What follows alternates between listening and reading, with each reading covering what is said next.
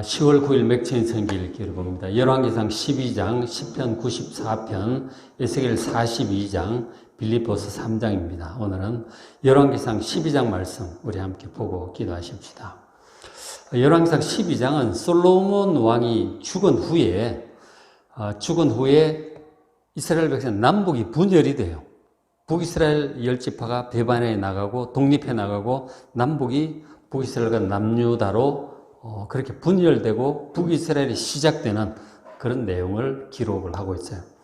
이 솔로몬 왕이 40년의 통치를 마치고 죽은 다음에 북이스라엘 10지파 사람들이 모여서 솔로몬의 아들 젊은 새 왕 르호보암을 자기들 지역인 세겜으로 이렇게 초청을 해요.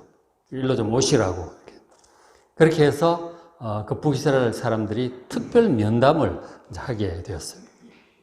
그래서 이 북이스라엘 사람들이 이 젊은 새 왕에게 요청한 내용이 이제 이렇죠. 열왕기상 12장 4절에 왕의 아버지가 솔로몬 왕이 우리에게 멍에를 무겁게 하였다. 무슨 뜻인지 알죠? 성전을 건축하고 7년, 왕궁 건축하는데 13년, 여기저기 많은 성들 건축 굉장히 많이 했어요. 그럼 누가 해요? 백성들이 다 하죠. 그러니까 너무 백성들이 힘이 들었다는 거예요. 40년간 통치 기간 동안. 물론 다 필요한 일이고 좋은 일이긴 한데 힘들었어요. 그래서 이제 왕의 아버지가 우리에게 시킨 이 고역, 매우 무거운 멍에 이 일들을 좀 줄여달라고, 세금도 좀 줄여주시고 일도 좀 줄여달라고, 멍에를 가볍게 해달라고 그렇게 요청을 해요. 그렇게 하면 우리가 왕을 잘 섬기겠습니다. 새 왕에게 이제 백성들이 요청을 하는 건 뭐 충분히 그럴 수 있잖아요, 그죠? 왕이 바뀌고 통치자가 바뀌면 또 그동안 있었던 애로사항들 얘기하고 그렇게 하는 거죠. 자, 이에 이제 솔로몬 왕 시절에 솔로몬 왕을 섬기던 이제 신하들, 이제 노인들이 됐죠. 그 인생의 경험이 많고 솔로몬 치세를 보고 다 아는 사람들이죠. 이 노인 신하들이 저것을 보고 젊은 왕에게 이렇게 자문을 했어요. 12장 7절에 이 노인 신하들이 대답을 합니다. 이르되 왕이 만일 오늘 이 백성을 섬기는 자가 되어 그들을 섬기고 왕께서 이제 백성을 섬기는 마음으로 좀 해주시면 좋겠다. 노인 신하들이 그러는 거예요. 그렇게 하고도 좋은 말로 백성들의 요청에 아주 긍정적으로 잘해서 좀 감면도 해주고 그렇게 해서 하면 백성들이 왕을 영원히 섬길 것입니다. 굉장히 좋게 생각하고 왕을 잘 섬길 거라고 이렇게 지혜로운 말로 잘 이렇게 자문을 해줬죠. 굉장히 지혜로운 말이고 그렇잖아요. 지도자는 정말 백성을 섬기는 자세로 하는 게 거의 좋은 지도자란 말이에요. 막 힘으로 강압적으로 막 이렇게 하는 폭군이 아니라 정말 백성을 섬기는 좋은 왕이 되어달라고 그렇게 얘기를 해요. 백성들이 한 40년 고생한 게 사실이거든요. 인정하고 그렇게 해달라고 얘기를 합니다. 자, 그런데 이제 이 젊은 새 왕이 이 노인들의 이 말이 마음에 안 들어요. 그렇게 하고 싶지 않아. 그래서 자기와 함께 자란 젊은 신하들 있잖아요. 신진 세력들이겠죠. 이 신진 세력들을 젊은 신하들 물어보니까 이 지금 뭐 그런 말은 없지만 상황상 왕을 얕보는 거다. 그죠? 이럴 때도 세게 나가야 된다고 이제 그렇게 얘기를 합니다. 여러분도 그러죠. 뭐 그런 얘기 많이 듣죠. 신혼부부들 초장이 잡아야 된다. 그런 얘기 막 옆에서 하잖아요. 이제 그런 식으로 한 거예요. 초장의 왕을 지금 젊다고 얕보는 모양인데 세게 나가서 초장에 잡아야 된다는 식으로 그렇게 얘기를 해요. 그래서 말하기를 나는 내 아버지보다 일을 너희들에게 더욱 엄하게 시킬 것이고 일을 더 많이 할 것이다. 더 세게 그래 나갈 테니까 더 많은 일을 할 것이니 각오하라. 내 말을 안 들으면 가만두지 않을 거라고. 아버지는 채찍으로 나는 전갈 채찍으로 너희들 칠 것이라고. 세게 그렇게 하라고 왕을 얕보지 못하도록. 젊은 신하들이 그렇게 자문을 합니다. 그게 마음에 드는 거죠. 르호보암 왕. 그래가지고 그렇게 막 포악한 말로 대답을 했어요. 그 젊은 왕의 포악한 말을 듣고 이 북쪽 사람들이 실망을 한 거죠. 실망을 했다는 식으로 대답을 하고 돌아가 버립니다. 그리고 이제 얼마 후에 이 르호보암 왕이 새로 일을 시작하려고 일하는 감독을 보냈어요. 일을 시작하려고 감독을 보냈더니 이 북쪽 지파 사람들이 그 르호보암 왕이 보낸 감독을 죽여버렸어요. 그게 뭡니까? 반역이죠. 당신의 다스림을 못 받겠다. 받아들이기 싫다 하고 그 감독관을 죽이고 반역을 이제 하게 됐죠. 그 얘기를 듣고 이것들이 지금 반역을 일으켰구나 하고 르호보암 왕이 두려워서 지금 이제 북쪽 쪽으로 온 거니까 두려워서 얼른 예루살렘 쪽으로 도망을 가버렸어요. 지금은 위험하죠. 이쪽에 와 있으니까. 세겜 쪽에 와 있었으니까. 그리고 이제 그거 보고 이왕 막 이렇게 된 거 북이스라엘 열지파 사람들이 아예 자기들의 새로운 왕을 세워버렸어요. 바로 그 사람이 여로보암이었어요. 이름이 비슷하죠. 12장 20절에 온 이스라엘과 북쪽 10지파를 지금 얘기하는 것입니다. 10지파면은 뭐 대부분이죠. 12지파 중에 10지파니까. 온 이스라엘이 여로보암이 돌아왔다는 걸 듣고 이 여로보암이 애굽에 도망가 있었어요. 솔로몬이 죽이려고 그랬거든요. 왜냐하면 저 여로보암 얘기가 이제 앞에 11장에 나오는데 원래 이제 에브라임 지파 사람이고 굉장히 아주 능력 있는 사람이었어요. 솔로몬 왕이 딱 보니까 마음에 들었어요. 능력이 있어 보여. 그래서 이제 큰 성벽 공사하고 이런 거 감독을 맡긴 거예요. 일을 굉장히 리더십이 있고 능력 있는 일을 잘하는 사람이었어요. 그런데 솔로몬이 계속 범죄하면 하나님 심판받잖아요. 그렇게 하고 나서 이 선지자가 그 여로보암을 찾아가가지고 솔로몬 왕 심판으로 나라의 10지파를 떼어서 당신에게 왕으로 준다고 했다. 당신이 왕이 될 것이다. 하나님 뜻을 따라 나를 잘 다스리라고 그런 얘기를 선지자가 여로보암한테 해요. 근데 그 소문이 솔로몬 왕이 귀에 들어간 거죠. 그 자꾸 죽이려고 하니까 여로보암이 애굽으로 도망을 가버린 거죠. 그렇게 있다가 솔로몬 왕이 죽은 다음에 여로보암이 이제 돌아온 거예요. 그 사람을 이 북쪽 10지파 사람들이 왕으로 이제 세운 거죠. 여로보암을. 그래서 그를 공회로 청해서 온 이스라엘 왕으로 삼습니다. 그러니까 유다 지파 외에는 다윗 집을 따른 자가 없으니라. 유다 지파하고 베냐민 지파 하나가 또 같이 붙어서 두 지파만 다윗 왕의 집, 그러니까 다윗의 아들 솔로몬의 아들 르호보암. 그러니까 남쪽 유다 두 지파만 그 이제 르호보암이 왕이 되었고 나머지 10지파는 북쪽의 여로보암이 왕이 되었습니다. 이렇게 해서 남북이 분열이 된 것이죠. 솔로몬 왕이 죽고 남북이 그렇게 분열되고 말았어요. 자, 이 일은 기본적으로 솔로몬의 죄 때문이에요. 많은 이방 여인들을 사랑하고 그래서 그 여인들 요청대로 이방 신상들이 들어오게 허용을 한 그 죄로 인한 하나님의 진노와 심판으로 나라가 쪼개질 거라고 하더니 진짜 나라가 쪼개진 거죠. 죄를 지으면 안 돼. 하나님 진노하게 하시는 그런 큰 죄를 지으면은 나라가 막 쪼개지고 이렇게 된다니까. 하나님의 진노와 심판의 결과였습니다. 그래서 남쪽 유다의 르호보암 왕이 지금 자기를 죽이려고 그건 이제 반역을 조짐을 하고 예루살렘 도망갔잖아요.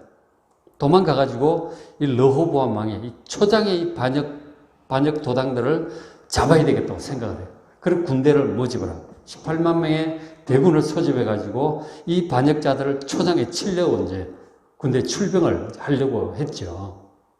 근데 하나님께서 선지자를 보내서 못하게 말리셨어. 이렇게 말리셨어요. 자, 22절에 하나님의 말씀이 하나님의 사람 스마야라고 하는 선지자에게 임했어요. 지금 북쪽으로 전쟁하러 가려고 르호보암 왕이 군대를 소집을 했는데 거기에 대해 하나님의 말씀을 전한 거죠. 여호와의 말씀이 너희는 올라가지 말라. 너희 형제 이스라엘 백성과 싸우지 말고 각기 집으로 돌아가라. 하나님께서 하지 말라고 한 거예요. 왜냐? 이 일이 나로 말미암아 난 것이라 하셨다라. 하나님의 뜻이다 이거죠. 북이스라엘이 저렇게 갈라져 나간 것이 하나님의 뜻이다. 그러니 너희는 전쟁하지 말고 그냥 집으로 돌아가라. 그렇게 말씀을 하신 거죠. 근데 하나님의 말씀을 안 듣는 사람들 같으면은 무슨 소리냐 그러고 반란을 진압해야 된다 그러고 갔겠죠. 근데 백성들, 그래서 하나님의 뜻임을 이제 받아들인 거죠.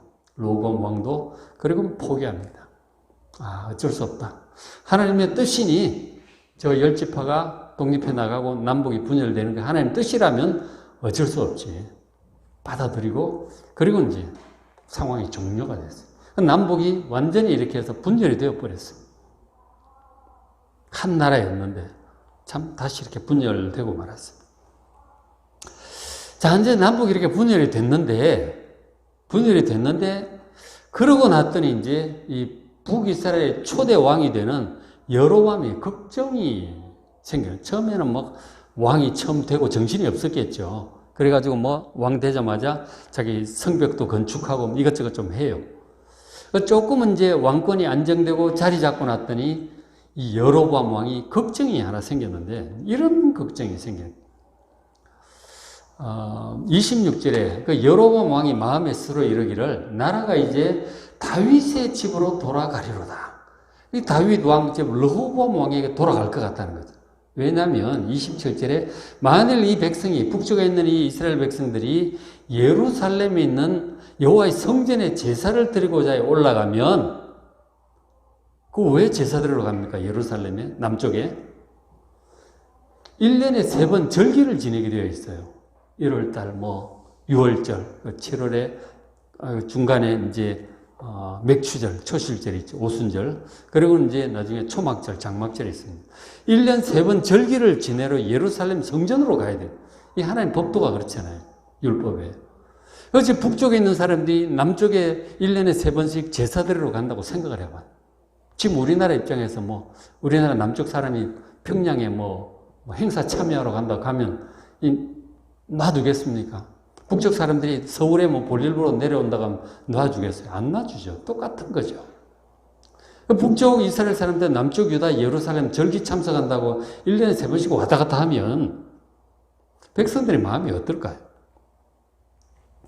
그러니까 이 혈통적으로나 종교적으로나 정통성한 남쪽 유다 왕이 있어요. 다윗 왕의 아들이고 후손이고, 그죠? 그리고 하나님의 정통적인 성전이 예루살렘에 있고, 그래서 가겠다는데, 왔다 갔다 하다 보면, 야, 이거 우리 북쪽 여로보암 왕은 뭐 다윗 후손도 아니고, 이게 완전히 뭐 별로 정통성도 없구만. 그렇게 되면 여론이 나빠지죠. 그 북이스라엘 여로보암 왕이 생각할 때, 야, 이 걱정스러운 거. 왔다 갔다 하다 보면, 북이스라엘 사람들 마음이 변해가지고, 나를 정통성이 없는 왕으로 생각을 하면, 내 자리가 위태롭다. 그래서 못 가게 해야 되겠다는 생각을 하는 거죠. 인간적으로 충분히 그럴 수 있을 것 같죠. 그냥 내버려 둘 수가 없다는 생각이 드는 거죠. 그러니까 근심과 이 두려움이 생긴 거죠. 그렇잖아요. 그렇게 생각할 만합니다. 자, 그런데 여로보암이 처음에 왕이 될 때, 그 앞에 11장에 있는데, 처음에 왕이 될 때 하나님 약속하셨어요. 내가 너를 이제 열지파를 떼내서 너에게 줄 테니 네가 왕이 되어라. 그리고 내 법도를 따라 나를 잘 다스려라. 그러면 내가 너희를 지킬 것이다. 보호할 것이다. 분명히 약속을 하셨거든요. 그러면은 하나님을 믿고 하나님의 법도대로 해야죠. 하나님께서 1년에 3번 예루살렘 가서 하라고 하면 그거 가서 하도록 허용을 해야 되는 거예요. 뭐를 믿고? 인간적으로 걱정이 되지만 하나님 믿고 해야 되는 거예요. 내보내.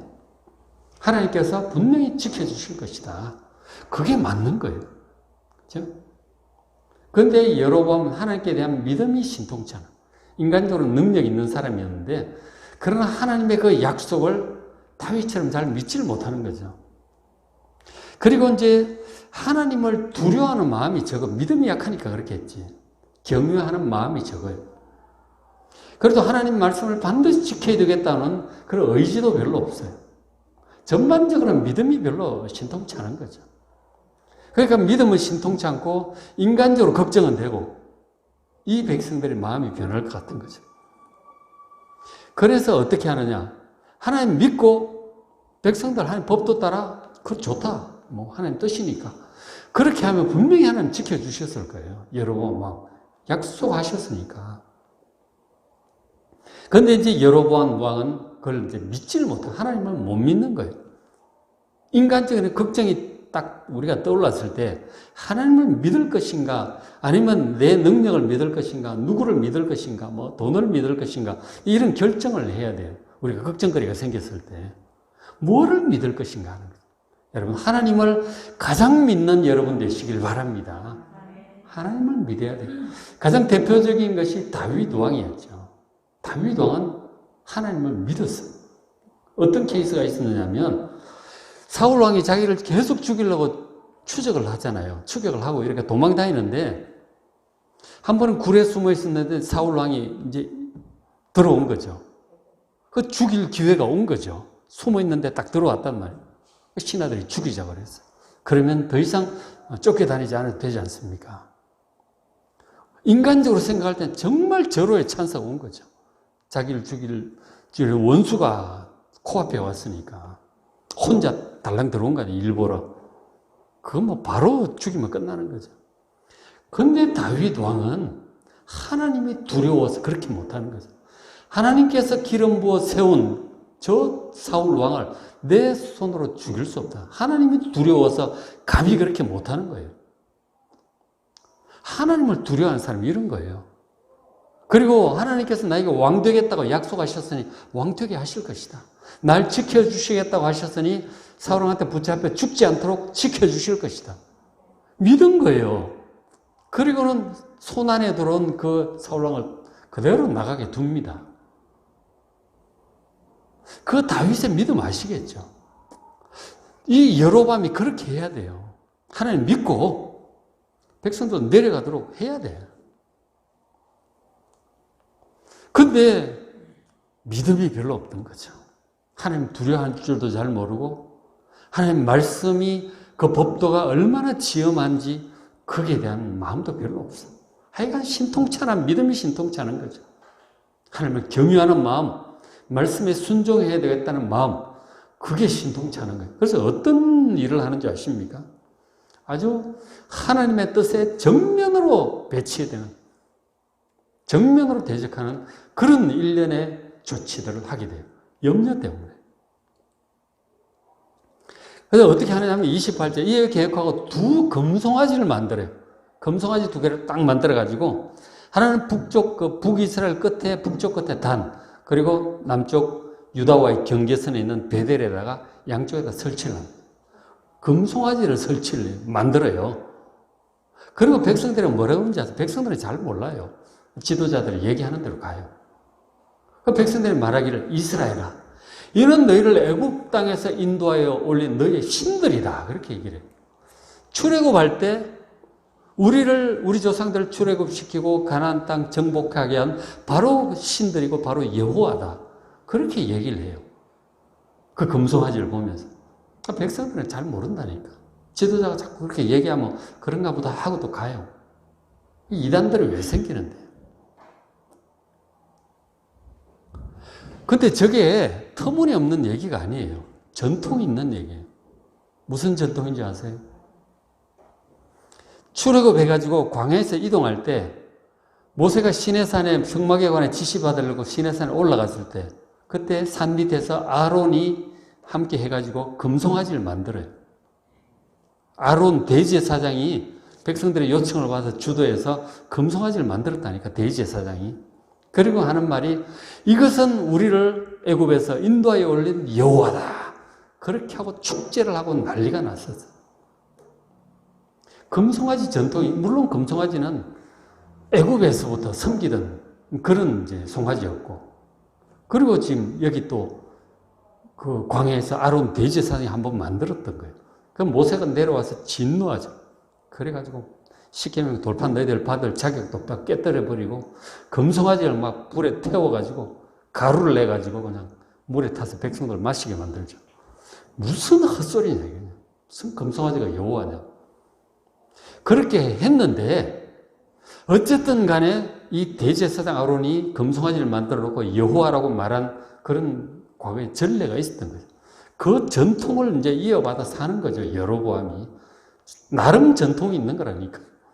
근거가 있는 거라니까, 나름. 백성들이 그렇게 얘기를 하니까, 아, 대제사장 아론도 그렇게 했대는데, 뭐. 그런가 보다. 이렇게 되는 거죠. 그때 뭐 성경이 있습니까? 뭐 말로만 하던 그 시절인데.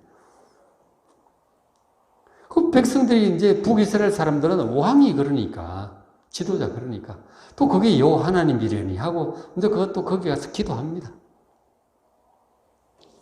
그리고는 또 그것뿐만 아니라 31절에 그가 또 산당들을 짓고 레위 자손 아닌 보통 백성으로 제사장을 삼습니다. 제사장은 레위 지파 중에서 아론의 후손 남자들만 제사장을 하게 되어 있어요. 레위 지파 중에 아론 사람. 근데 레위 지파도 아닌 아무나 적당히 임명을 하는 거예요. 제사장 해. 이것도 하나님 법도에 어긋나는 거죠. 말도 안 되는 일이죠. 제 멋대로 좀 막 합니다. 그것뿐만 아니라 32절에 또 8째 달 곧 그 달 15째 날 8월 15일을 절기로 정해서 유다절기 비슷하게 만듭니다. 똑같진 않아요. 원래 이제 절기가 7월 15일이에요. 초막절 7월 15일인데 8월 15일 하고 또 뭐 다른 것도 막 바꿨겠지. 절기를 이렇게 성경에 있는 대로 하지 않고 모세 율법대로 하지 않고 멋대로 바꿉니다. 하여간 남쪽하고는 다르게 다 만들어 놓은 거죠. 그 백성들은 잘 모르니까. 또 다 이제 이렇게 가는 거예요. 금송아지에다가 레위인 아닌 보통 사람 제사장, 엉터리로 만든 절기. 그럼 하나님을 나름 잘 섬기는 것이려니 하고 또 다 섬기고 또 그렇게 기도해서 복 주시겠거니 하고 뭐 그렇게 기대하고 또 그렇게 하는 거예요. 그러니까 이제 금송아지 숭배를 그 북이스라엘, 그때부터 이제 몇백 년 동안 계속 되는 거죠. 그것을 한 장본인이 바로 북이스라엘 창시자인 여로보암 왕이었다는 것이죠. 여로보암이 이런 선택, 결국 하나님의 진노를 불러오죠. 하나님께 심판하십니다. 하나님의 진노와 멸망이 그 가문에 임하게 돼요. 얼마 못 가서 그 여로보암 가문도 완전히 멸망합니다. 그 아들도 죽고, 막 보면, 계속 이제 보면, 이 여로보암이 어떻게 하는지가 나와요. 믿음이 없어. 하나님을 경외할 줄도 모르고, 하나님 법도도 모르고, 인간적인 생각으로 제 멋대로 하는 거죠. 그 근본이 뭡니까? 염려 때문에, 염려가 생겼을 때 하나님을 믿고, 경외하고, 말씀을 따라가야 되는데, 인간적인 생각으로 제 멋대로 가는 거죠. 게다가 우상까지 만들어가지고 혼자 그런 것도 아니냐. 온 백성을 그렇게 금송아지 우상숭배로 잘못 이끌잖아요. 이 죄가 작습니까? 굉장히 큰 죄예요. 하나님께 심판을 받고 그 집안이 오래가지 않아서 멸망을 하게 되죠. 그리고 이제 열왕기 이제 계속 읽어보시면 아주 악한 길의 대명사가 됩니다. 정말 바른 길, 의로운 길은 다윗의 길이라고 표현하고 이 우상을 숭배하고 인간적으로 생각을 하게 되는 악한 길의 대명사가 여로보암의 길이에요. 그러니까 후대 왕들이 여로보암의 길을 따르는가, 다윗의 길을 따르는가, 항상 그 왕들을 선택을, 판단할 때 기준이 악한 자의 대명사가 되어버렸어요. 하나님께서 복받아가지고 능력도 받고 왕도 되었는데, 이런 형편없는 결과를 가져오게 된 거죠. 우리가 그제 또 솔로몬에 대해서도 봤지만 정말 하나님 다윗처럼 행하고 온전한 마음으로 행하고 하나님의 법도를 따라 그렇게 가야지, 말씀을 따라 가야지. 염려 때문에 인간적인 생각으로 이런 식으로 하면 결국 하나님의 진노와 심판에 임하게 되는 것이란 말이죠. 그렇죠? 그래서 정말 잘 봐야 돼요. 그래서 정말 하나님 중심으로 경외하고 믿고 다윗처럼 온전한 마음으로 행하는 여러분 되시기를 주의 이름으로 축원합니다. 맥시인 성경읽기 열왕기상 12장 잘 보시고 시편 94편, 에스겔 42장, 빌립보 3장 말씀 잘 읽고 은혜 받으시기 바랍니다.